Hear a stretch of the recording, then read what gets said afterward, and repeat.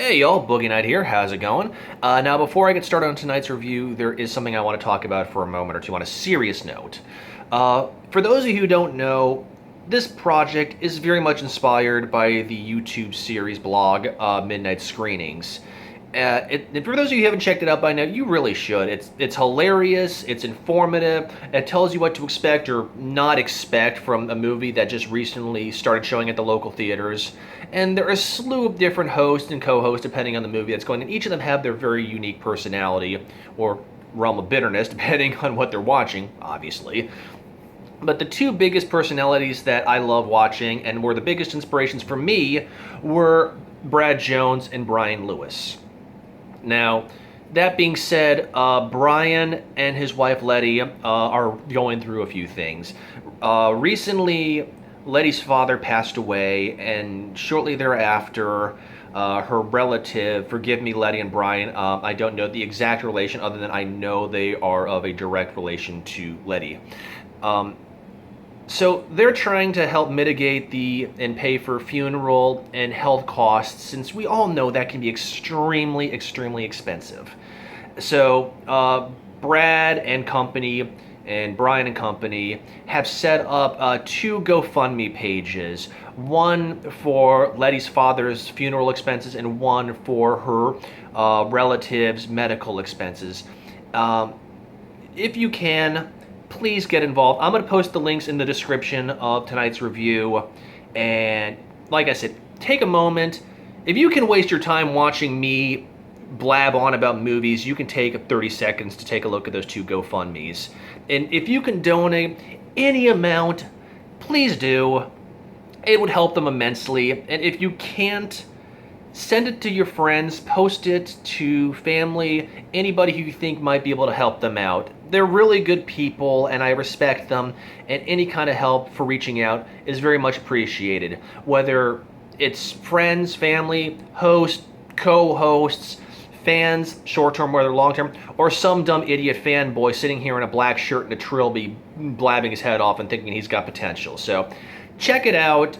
See what you can do to help and get involved. The YouTube community is extremely tight-knit for how advanced and spacious YouTube actually is. And I know they would very much appreciate it, and I would appreciate it, and everybody in the Midnight Screenings clan would appreciate it. So that being said, moment of series is over, so let's get into business. So let's talk about The Shallows, or otherwise known as yet another survival horror movie involving sharks.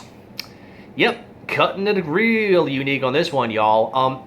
Okay, so sarcasm aside, it actually wasn't that bad.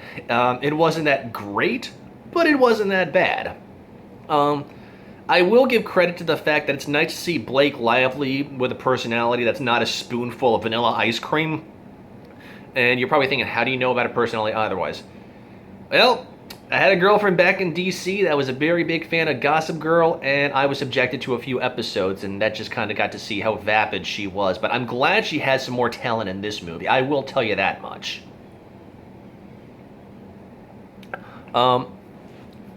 It's really hard. It was less than an hour and a half, so there really isn't too much to go into, but it was your standard survival horror. I can't even call it survival horror because I've seen survival horror movies. I played survival horror video games. It's labeled as that, but to me, it was your standard shark attack movie. And you know, if you've seen one shark attack movie, you've seen them all, but this guy has a little more of a spin on it. Maybe it was a little bit more close cut for me because, well, I live in Florida, and I am a very, very amateur surfer with my friends, aka the pack of morons, as we call ourselves. Yeah, we think highly of ourselves. So it's a surfer movie, so there's something right off the rack of the trope garden. But Blake Lively pulls it off well enough, and she really is, for all intents and purposes, the sole actress and character in this movie. Kind of like Open Water, how you really only had a handful of characters at most. There's some sub-characters that make cameos here and there, but for the most part, it's just her and the shark.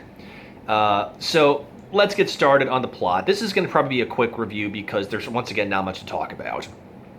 So Blake Lively plays Nancy, an avid surfer who decides to take a trip down to Mexico shortly after her mother died to go surfing on the beach where her mother was a fan of surfing. And later on we find out that was the same beach that she went to go surfing when she found out she was pregnant with Nancy.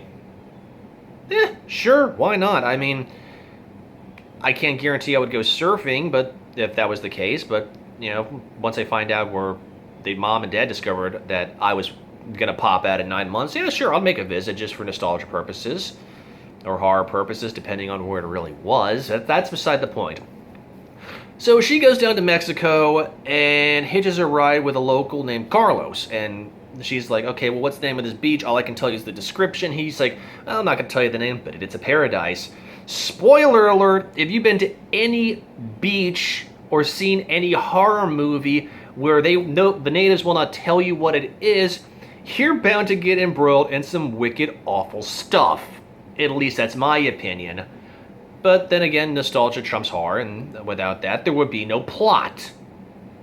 So she goes down there, she spends the day surfing, everything looks really awesome. The waves are nice, the beach is beautiful. She's pretty much the only person there after Carlos drops her off, so she has her fill, takes a break, and spends time, you know, talking to her family via FaceTime, Skype, that kind of thing, or whatever it was they were doing. Because, well, personally, I wouldn't take a break from surfing just to Skype with my family because I'm out enjoying myself. I might post pictures on Facebook or thumb my nose at one of my rivals and say, hey, check out what I'm doing while you're freezing your ass up back up north. All right. But it turns out, for backstory, or because the plot's telling us that's what's going on to fill in the gaps, that her mother, when she died, kind of got Nancy to take a break from med school so she can kind of just honor her mother's memory. Makes perfect sense. I mean, if I lost my family, God forbid, yeah, I'd take time off to, you know, do what they love, like travel or go wine tasting, but I go wine tasting anyway, so sorry to disappoint, Mom and Dad. You taught me well. So, she stops talking to her family and wants to catch one last wave. Why not? Sun's going down, you want to ride one more wave. But here's where things start getting kind of hairy. She's getting ready to go out. She sees the bloated corpse of a whale close to shore. That should tell you something right there. You see a dead corpse of a whale, it probably didn't beach itself, particularly since you weren't seeing it this much before. Well, like any horror movie, when the plot's driven like that, she ignores it and goes out for one more wave. At this point, enter in the antagonist with fins, gills, and razor-sharp pointy teeth. And obviously it attacks her and tries to drag her down and eat her. Causes a nice little gash in her leg, so she's bleeding pretty badly. Can't get on back to her surfboard, so she decides she's gonna lie around on the corpse of the whale. Long story short, shark knocks her off, and somehow she manages to get away from him and swim to a reef. Night's fallen, so low tide has come around. And this is when I got hit with a moment of confusion. First of all, why go to an abandoned beach to go surfing? That should be a trigger point by itself. If there's nobody near the water on said beach, you probably should do some more research on it. There's usually a good reason if something's not happening like that.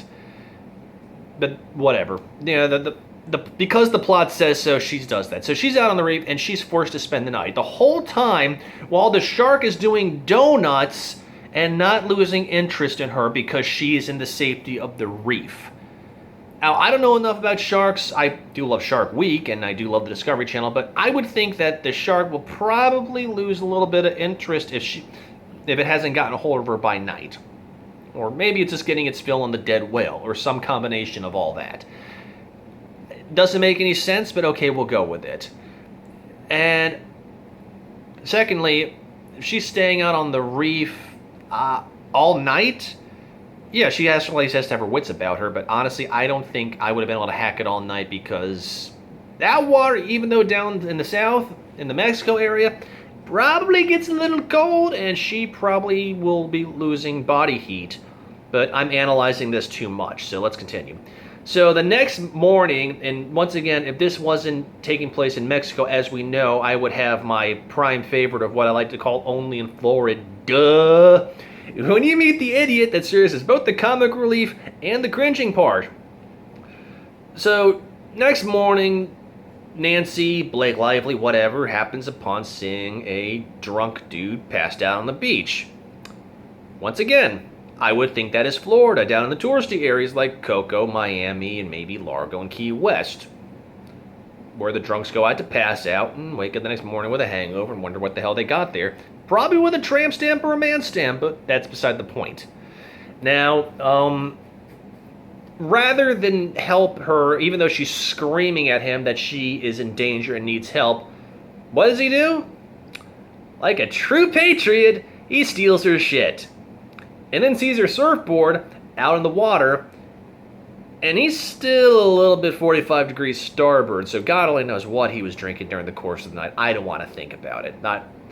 If I have more than a few glasses of bourbon, I'm going to be sending texts and messages to every friend in the book saying about how awesome they are and how much I'm an idiot. Actually, come to think about that, I do that anyway, but I digress. So he already has her wallet, her phone, everything like that, and he wants to steal her surfboard. Why not? Let's go for a trifecta. So what happens? He goes out and gets ripped to shreds. Not taking the fact that she's hanging on the reef and screaming at him that, yo, don't do this, get help. I guess the horror movie has to have its share of mooks in it somewhere. So she's still trying to figure out how to do things. And obviously with the tide coming in, she needs to think fast. But luckily, because of the plot, in comes a school of jellyfish sailing along. So she's swimming, and during the course of the night, sorry, I left this off, she manages to bind her leg up to keep from bleeding. I don't know where she found the cloth or how to bind up her wound, but she did. So she uses the jellyfish as protection, even though Jaws over there is swimming after her as fast as it possibly can, and she manages to take root on a buoy. Lo and behold, the buoy has a flare gun. Mind you, I never try to get hooked on buoys, but somehow manages to do so. But flare gun doesn't really work so much.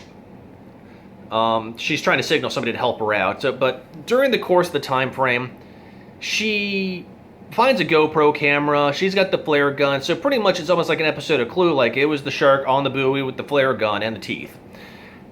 But she tries to escape, getting back to shore, and here comes the shark again, and it gets impaled on the buoy, and climax time, she uses the flare gun. Obviously I'm leaving out bits and pieces here, but then again, the rising action was static at best. She uses the flare gun and ignites the whale and all the blubber that had seeped out.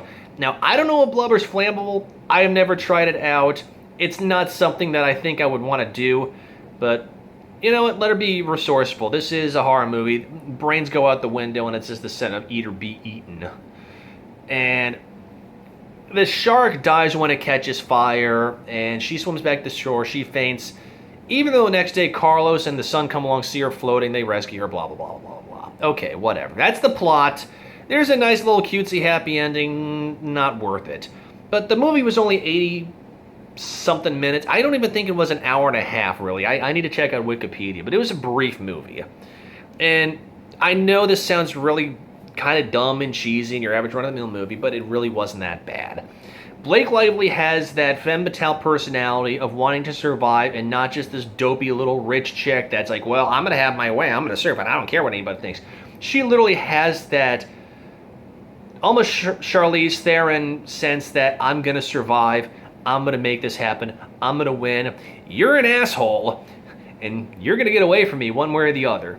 But the over-analyst in me is seriously, questioning a lot of the points, like, are sharks so focused on one piece of prey that they're going to ignore everything or get bored and swim away and try something else? The reef wasn't trapping it. Nothing was holding it in place, and that one little shallows area, hence the title, anything like that. I've read The Old Man and the Sea, and I like to think that the shark at the end was not going to give up so easily, but eventually it would if the old man actually got away and quick enough. But I don't know sharks. I'm not a shark whisperer. But I know I'm saying that it's really cheesy, and like I said, the plot is full of holes, kind of stupid, but once again, maybe I'm still getting over the fact that I saw Ballistic a few days ago, and like the Purge election year, anything that came after Ballistic could not have been that bad. But it really was a decent enough film. Would I see it in the theaters again? Well, if I had a hot date and she really, really wanted to see it, okay, yeah, sure, I'll give it another shot. Preferably when the Draft House opened up, or it was showing over at the local Draft House.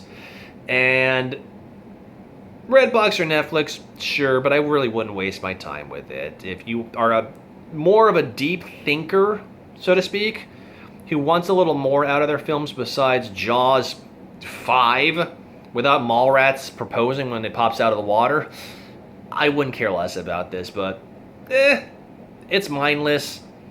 It's nothing to think about. It's nothing to write home about, but if that's your wheelhouse, good on you.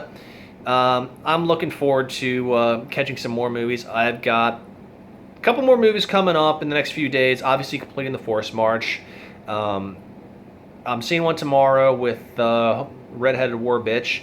That should be a good one, at least I hope. It's gotten good reviews. And then we go back to the regularly scheduled programming. So if this movie review seemed kind of short to y'all tonight, it's because the movie was short and there really wasn't a lot to talk about. It wasn't boring, but it wasn't like sitting on the edge of your seat wondering what's going to happen, because you can probably guess it. If you've seen one of these, you've seen them all. But on that note, y'all, as I said last night, keep promoting this blog. I want to do this for you, and I want to know your feedback. So if this is your sort of thing, if you think it has potential, if you don't think it has potential, let me know about it. On that note, guys, I hope you all have a great night. Enjoy. For those in Florida, stay cool. Stay away from the water, because things are getting nasty down here. And I'll catch up with you guys tomorrow night. Peace.